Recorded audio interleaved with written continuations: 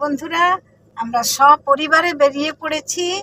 আমার পাশে বসে রয়েছে আমার নাতি, আর সামনের সিটে বসে রয়েছে আমার বৌমা, এবং আমার ছেলেই ড্রাইভ করে, সেই আমাদেরকে নিয়ে যাবে। সবে স্টার্ট করেছি, এরপর যেতে যেতে আরও সব কিছু যা দেখতে পাবো আপনাদের সঙ্গে সবই আমরা শেয়ার করব। আপাতত আমরা চলতে থাকি, আপনারা দেখতে থাকুন। হ্যাঁ, আমরা বেরিয়ে পড়েছি একটি লং ড্রাইভের উদ্দেশ্যে।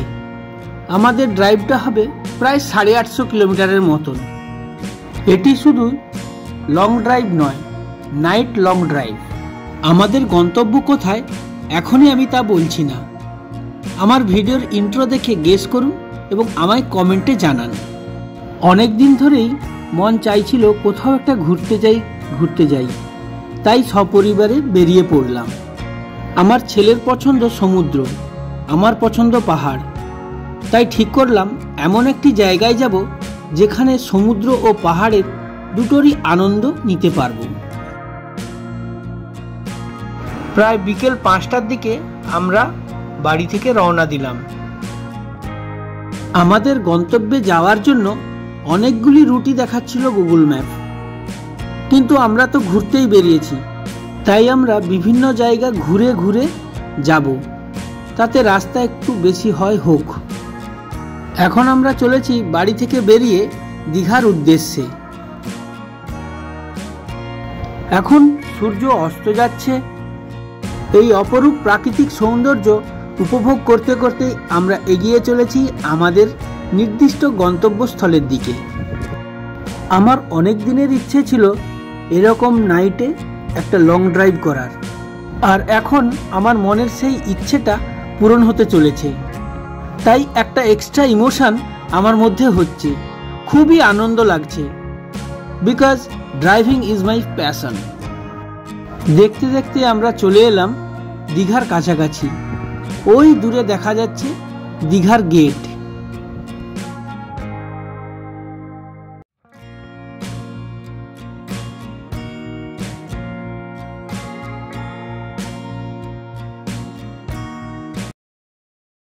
ফাইনালি আমরা পৌঁছে গেলাম দীঘায়। সামুদ্রিক ঝিনুক দিয়ে তৈরি বিভিন্ন জিনিস এখানে বিক্রি হচ্ছে। অনেক সময় থেকে খুঁজে বেড়াচ্ছি মাছ ভাজার দোকানগুলো, এইবার পেয়ে গেছি আমরা।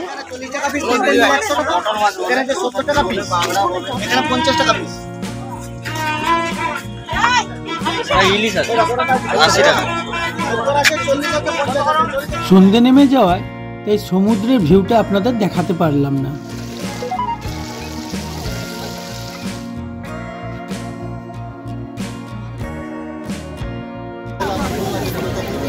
দীঘার সেই গরম গরম মাছ ভাজা, ভোলা ভেটকি আছে, বললে যে ভোলা ভেটকি আছে, ছোট পমফ্রেট আছে, মধুমলা আছে, সাইডিং আছে।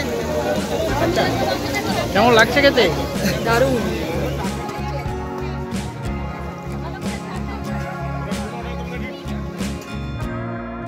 এখন রাত্রি প্রায় 8টা।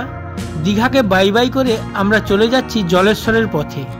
জলেশ্বর থেকে আমরা ধরে নেব চেন্নাই হাইওয়ে, অর্থাৎ NH-16 ধরে আমরা কটক, ভুবনেশ্বর, ব্রহ্মপুর পেরিয়ে পৌঁছে যাব আমাদের নির্দিষ্ট গন্তব্যস্থলে।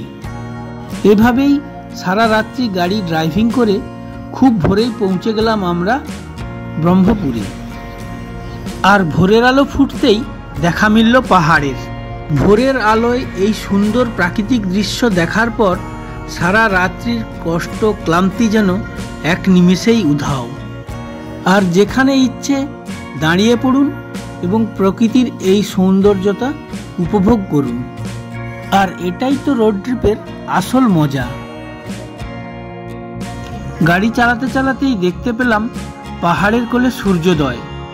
এই অপরূপ সুন্দর সিনিক বিউটি দেখার পর আর গাড়িতে থাকতে পারলাম না, নেমেই পড়লাম। নেমে কিছু ফটোশ্যুট করে নিলাম, যা আপনাদের সঙ্গে শেয়ার করে নিচ্ছি।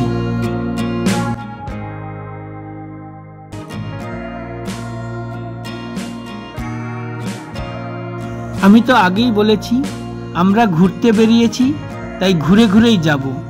তো এখন আমরা যাচ্ছি ব্রহ্মপুর থেকে খুবই কাছে একটি সি বিচে। এটি হলো গোপালপুর সি বিচ। এই বিচটি উড়িষ্যায় অবস্থিত হলেও এটি অন্ধ্র এবং উড়িষ্যা বর্ডারের বিচ।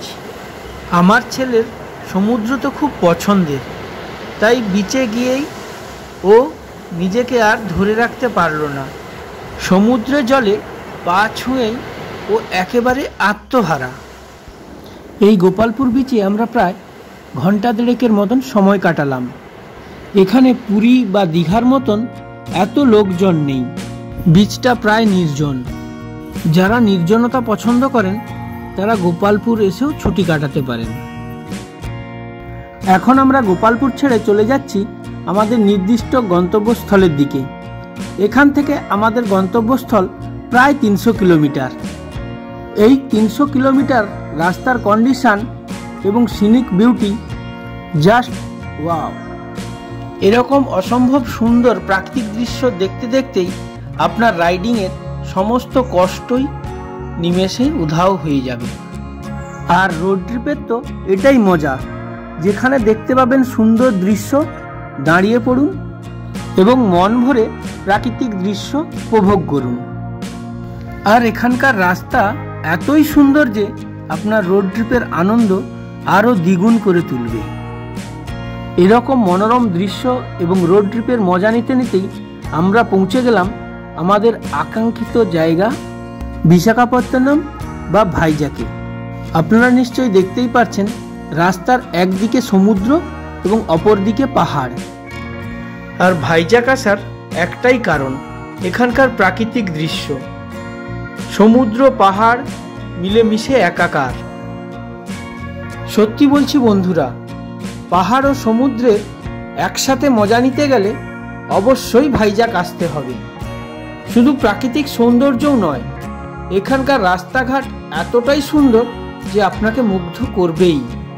এখন 10:30, আমরা পৌঁছে গেছি ভাইজাক। আর বিকেলে এখানকার একটা বিশেষ বিচে আমরা বেড়াতে যাব। আমরা এখন পৌঁছে গেছি তোতলাকন্ডায়। আপনারা দেখতে থাকুন এর অপরূপ দৃশ্য।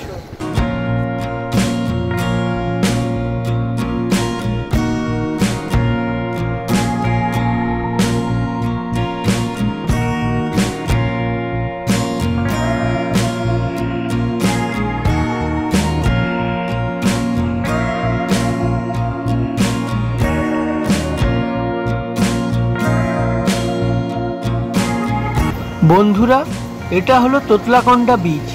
আপনারা নিশ্চয়ই দেখতেই পাচ্ছেন পুরো বিচটাতেই পাথরে ভর্তি, তাই এই বিচে স্নান করা নিষিদ্ধ।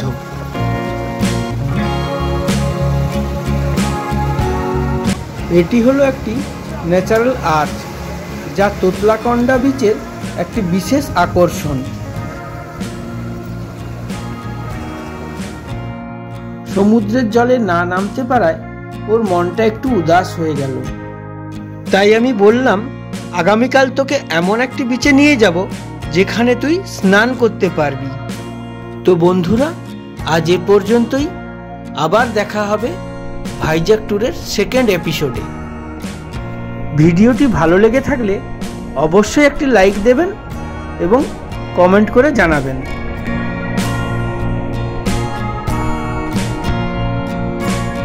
Bye bye, see you again. Thanks for watching my video.